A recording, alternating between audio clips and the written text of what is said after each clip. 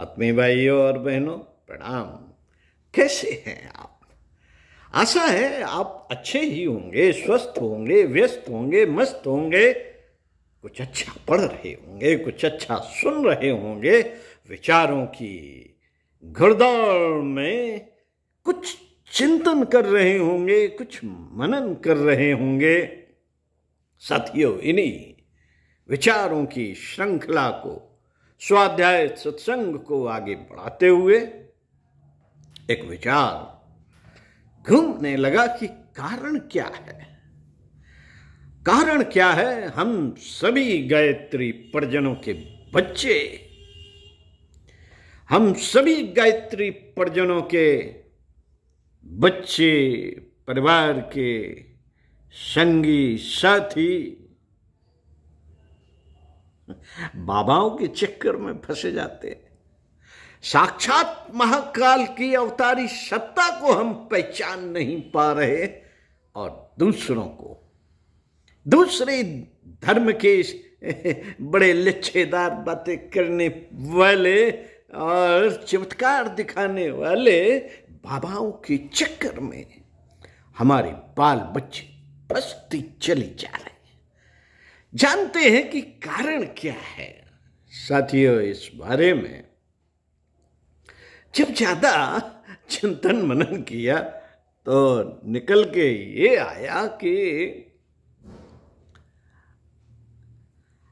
गुरुदेव ने कहा था कि बेटा, व्यक्ति सबसे ज्यादा अपने नजदीक और सबसे ज्यादा दूर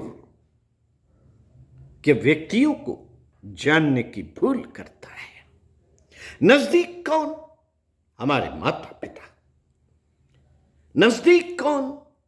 हमारा गुरु। नजदीक कौन? वह ईश्वरी चेतना जो चारों ओर कण कण में व्याप्त है। हम नहीं जान पाते, हम नहीं जान पाते और बस उन बाबाओं के चक्कर में फंस जाते हैं जो सोशल मीडिया में घूमते रहते हैं, जो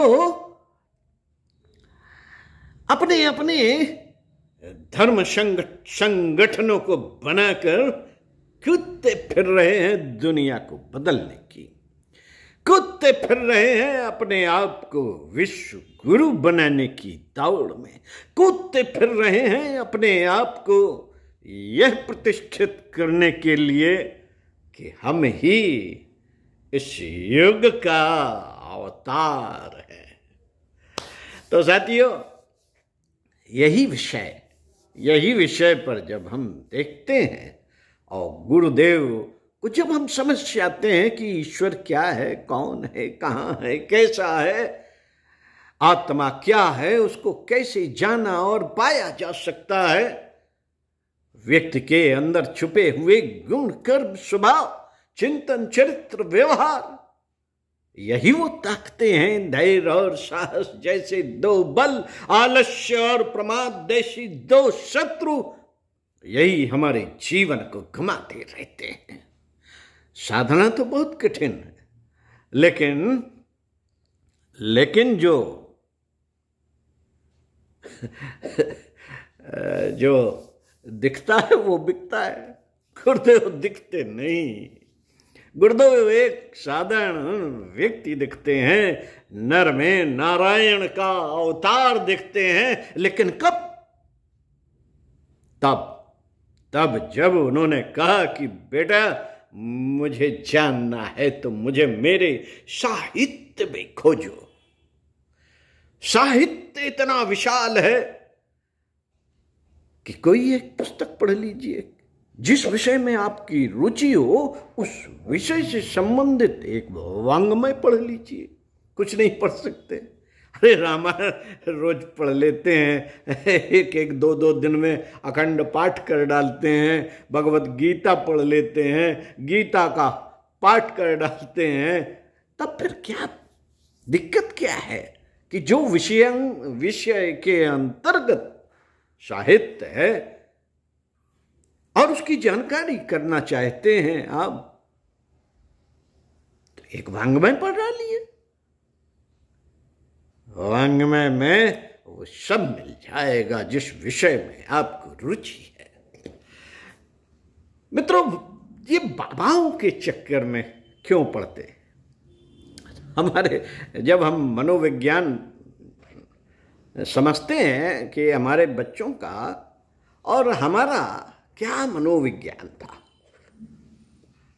मनोविज्ञान के बारे में जब हम जानते हैं तो बच्चों में स्वाभाविक एक ललक होती है। जब वो छोटे होते हैं उन्हें लगता है पिता मेरा बहुत होशियार व्यक्ति है, बहुत जानकार है, ज्ञानी है, वो जो कहता है वो हमारे भले के लिए कहता है, अच्छा ही कहता है। अब पिता ने अगर संस्कार की बातें करनी शुरू कर दी, बच्चों को सिखाने की शुरू कर दी और बताने का शुरू कर दिया, जब जैसे धीरे धीरे वो बड़े हुए उन्हें लगता है कि अरे ये जब देखो तब पंडित श्री राम शर्मा आचार्य जी, माता भगवती देवी शर्मा और गायत्री, और सबसे बड़ा तीर्थ गायत्री, सबसे महामंत्र गायत्री, और महाकाल की अवतारी सत्ता परम पूज्य गुरुदेव, इसके अलावा कोई बात ही नहीं करते। बड़ा हो रहा है, उसकी रुचि थोड़ी थोड़ी बढ़ रही है धर्म के प्रति। वो बताना चाहता है कि पिताजी तुम गलत हो, मैं तुमसे ज्यादा जानता हूं। वो कुछ करना चाहता है ऐसा जो अलग दिखे। उस अलग की भाग दौड़ में घूमते उतराते वो कहीं ऐसे बाबा के चक्कर में फंस जाता है, ऐसे गुरु के चक्कर में फंस जाता है जहां उसका सर्वांगीण विकास नहीं हो पाता। कोई गुरु उसे भगवान शंकर की तरफ ले जाता है, कोई गुरु उसे राधा कृष्ण की तरफ ले जाता है, कोई गुरु उसे राम सीता के चरित्र पे ले जाता है, कोई गुरु काली पर ले जाता है, कोई गुरु सरस्वती पर ले जाता है, कोई गुरु उसे दुर्गा शक्ति के चमत्कारों की तरफ ले जाता है, कोई गुरु उसे हनुमान भक्त की तरफ ले जाता है और बस उसी में घुमाता रहता है कि यही है सत्य, यही है ईश्वर, यही है चेतना। पूरे युग को, विश्व को बदलने का दावा करने लगता है। जैसे जैसे उसके फॉलोअर्स बढ़ते हैं और बस वो इसी में लग जाता है। तो मित्रों, अब बस हमारी बताई हुई, हम सभी की गायत्री परिजनों के द्वारा अपने बच्चों को बताई गई साधारण सी बातें जो गुरुदेव ने कही कि बेटा चिंतन, चरित्र, व्यवहार, गुण, कर्म, स्वभाव ये विकसित कर लिया जाए तो ईश्वर की समक्ष खड़ा हुआ जा सकता। आत्मा सो परमात्मा, आत्मा क्या है इसको जान लिया जाए तो दुनिया के सारे ज्ञान विज्ञान को जानने में तुम समर्थ हो सकते हो। इसको जानने के सरल तरीके हैं उपासना, साधना, आराधना। इसको जानने के सही तरीके हैं मनोविज्ञान को जानना, चेतना, चेतन, अचेतन, सुपर चेतन विज्ञान को जानना, समझना।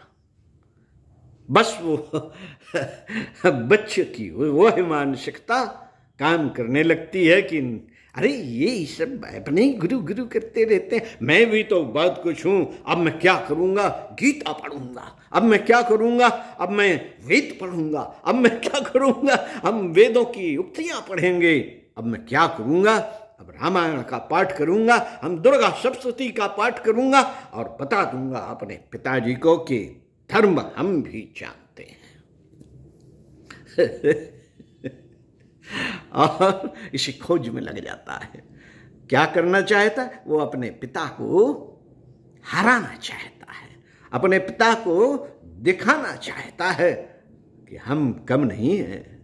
अध्यात्म की जो आपको जानकारी है वो ठीक है, होगी।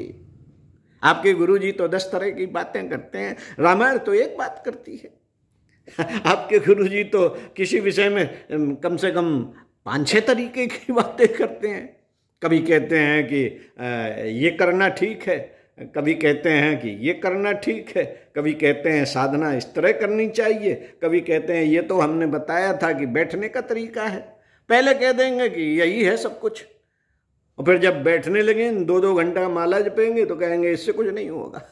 अरे तुमने अभी मन को सही बनाने के लिए भोजन परिष्कृत करना शुरू किया कि नहीं?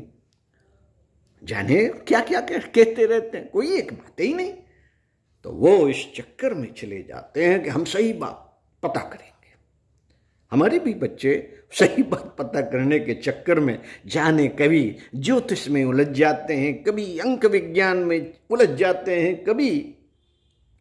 कभी वो न्यूमरोलॉजी में चले जाते हैं, कभी वो हस्तरेखा विज्ञान में चले जाते हैं। जो उसके जानकार हैं बस उनका गुण गाने लगते हैं, क्या क्या नहीं करते। साथियों, हमारे बच्चों को बाबा अपनी झोली में डाल के ले जाते हैं और हम देखते रहते हैं। क्या करें, क्या करें? देखने के सिवाय कुछ करने का चारा भी नहीं। हम कोशिश करते हैं, ले जाते हैं, जोड़ने का प्रयास करते हैं, किताबें पढ़ाते हैं, शांति कुंज ले जाते हैं, मथुरा ले जाते हैं और जगह जगह गुरु के साहित्य को बिखेरते रहते हैं। बेटा इसे जानो, बेटा इसे जानो। हम सब जानते हैं। जब कह दिया जाए कि नहीं बेटा अपने दोषों को पहले ठीक करो, हमें अंदर दोष ही नहीं है। तो साथियों, बड़ी दिक्कत है। आज गायत्री परिवार इस बात के लिए परेशान है कि हमारी पीढ़ी, हमारी आने वाली पीढ़ी कहीं भटक ना जाए, कहीं बाबाओं के चक्कर में, चुंगल में फंस न जाए और बाद में पछताना पड़े कि अरे मेरा सारा जीवन इन बाबाओं के चक्कर में चला गया, इनके बताए हुए साहित्य विधान में चला गया। जबकि सही बात यह थी, जब कभी वो गुरुदेव के उन पन्नों को पढ़ना शुरू करेंगे तब पछतावा होगा। जैसे बार बार मैं बताता हूं, जैसे एक एडिक्सन जिसने बस बल्ब का आविष्कार किया था, और जब वो बल्ब का आविष्कार करने के बाद नोबेल पुरस्कार विजेता बना और घर आके उसने माँ की उस चिट्ठी को ढूंढना शुरू किया जो उसे उसके प्रिंसिपल ने दी थी कि ये चिट्ठी में जब उसने खोल के पढ़ी तो उसमें लिखा था कि तुम्हारा बेटा बहुत गधाहीन नालायक है, इसे रेस्टिकेट किया जाता है, माँ तुम इसे पढ़ाओ अपने हाथों। मैं नहीं पढ़ा सकता, हमारे स्कूल का नाम बदनाम हो जाएगा। जब एडिसन ने वह चिट्ठी पढ़ी तो रोने लगा क्योंकि माँ ने जब वो चिट्ठी पढ़ी थी और एडिसन ने, उसके बेटे ने जब पूछा था कि माँ इसमें क्या लिखा, तो उन्होंने कहा, उस माँ ने कहा कि बेटा इस चिट्ठी में ये लिखा कि तुम महान व्यक्ति है, बहुत जीनियस है, बहुत योग्य है, मेरे स्कूल में तुम्हारे बच्चे को पढ़ाने के लिए कोई योग्य टीचर नहीं है, इसलिए इस बेटे को तुम अपने हाथों पढ़ाओ। मैंने यही कहा था, एडिशन से सही बात नहीं बताई थी। तो ऐसे जब उसे पता चला तब उसने सोचा कि माँ ने तो मेरा जीवन बदल दिया। ऐसे ही वो बात आएगी, हमारे बच्चों को समझ तब आएगी जब वो इस बाबाओं के चक्कर में सही बात को न मानकर, सही बात को न समझकर जब वो पूरा जीवन गुजार देंगे। और कभी भी उन्होंने अगर वो पुस्तक पढ़ने का प्रयास किया जो उनके परिवार के लोगों ने कभी कहा था, पिता ने कभी कहा था, माँ ने कभी कहा था कि बेटा ये साहित्य पढ़ना, उसका शीर्षक देख के ही उसको उठा के रख देते हैं लोग और कहते हैं अरे मैं तो सब जानता हूं, मुझे सब पता है, मुझे क्या बता रहे। जब पढ़ेंगे। मैंने जब साहित्य पढ़ना शुरू किया तब हमारे ज्ञान चक्षु खुले, और उस ज्ञान चक्षु के खुलने के बाद हमने कोशिश की कि हमारे बच्चे भी जान जाएं कि सही क्या है, अध्यात्म सही क्या है और नकली क्या है। समझदारों की समझदारी, समझदारों की न समझी, जाने कितनी पुस्तकें भरी पड़ी हैं छोटी छोटी, उनको पढ़ने लगे तो हम जरूर अपनी आने वाली पीढ़ी को सही दिशा दिखा पाएंगे। लेकिन पता नहीं कब वो समय आएगा। इन्हीं शब्दों के साथ हम अपनी वाणी को विराम देते हैं और गुरुदेव से प्रार्थना करेगी कि हे प्रभु, समय रहते गायत्री परिवार के बच्चों को ये समझ आ जाए कि जो अध्यात्म है वो परम पूज्य गुरुदेव ने बताया है और असली अध्यात्म बताया है, नकली तो ढेरों हैं। अगर साधना का सिद्धांत बताया है किसी ने तो वो परम पूज्य गुरुदेव ने बताया है। सारे विषय पर जो भी साहित्य लिखा गया है वो परम पूज्य गुरुदेव ने लिखा है, और उसकी चमत्कारिक बात नहीं, सही बात लिखी है कि चमत्कार होते हैं, पर होते हैं कैसे? वो श्रद्धा से। ये ज्ञान विज्ञान बताया है। यही प्रार्थना है अंत में आप सभी से कि आप कोशिश करते रहिए, कोशिश करते रहिए सही बात उन तक पहुंचाने के लिए।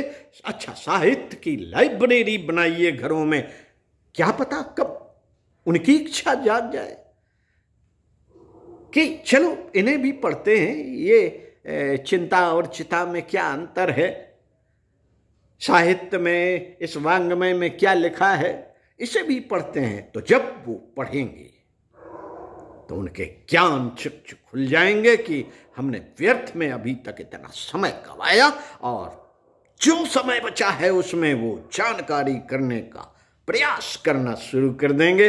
यही हमारे आगे की पीढ़ी का निर्माण यहीं से शुरू होगा। ओम शांति।